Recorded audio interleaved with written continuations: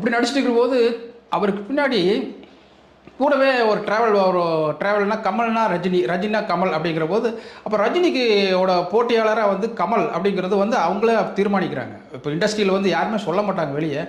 ரெண்டு பேர்த்தையும் கொண்டு வந்தவர் பாலச்சந்தர். அப்போ பார்த்தீங்கன்னா பாலச்சந்தர் என்ன பண்ணுறாரு, இவருக்கும் அவருக்கும் மோதல் வரும்போது இவர் வளர்ந்துட்டு போகிறாரு, கமர்ஷியலாக எங்கேயோ போகிறாரு அப்படிங்கிற மாதிரி தெரிஞ்சிருச்சு.